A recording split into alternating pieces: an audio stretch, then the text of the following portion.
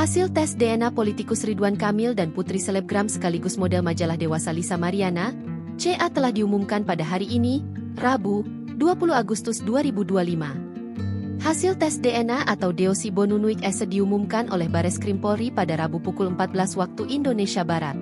Kasubdit 1 Direktorat Cyber Bareskrim Polri, Kombes Rizky Agung Prakoso memastikan DNA CA dan Ridwan Kamil tidak identik.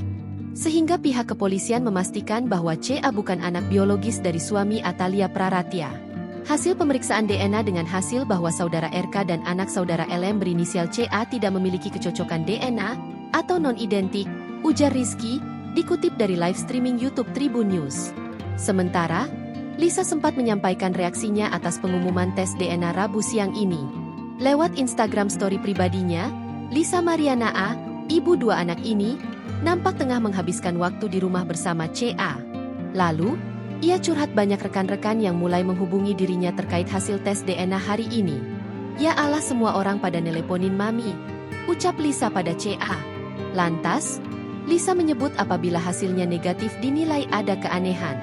Pokoknya kalau positif, oke. Kalau negatif, aneh, tukasnya. Lisa juga terlihat live TikTok dan mengatakan kalau dia akan membongkar semuanya. Santai, gue bakal bongkar lainnya. Tanggal 22 gue bakal jadi saksi di KPK. Kalian stay tune aja ya. Gue bakal bongkar, gue sakit hati. Ujarnya menangis saat live TikTok. Pada pengumuman hasil tes DNA, pihak Lisa Mariana tidak hadir dan hanya diwakili oleh kuasa hukumnya, John B. Nababan.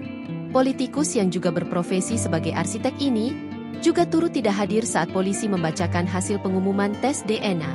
Politikus Partai Golkar ini memilih diwakilkan oleh kuasa hukumnya saja, Muslim Jaya Butar-Butar. Hasil bakal negatif sudah tahu, santai. Santai, gue bakal bongkar yang lainnya. Tanggal 22 gue harus di KPK untuk menjadi saksi. Kalian stay tune aja ya. Gue bakal bongkar, gue bakal bongkar.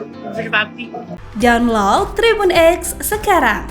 Menghadirkan lokal menjadi Indonesia.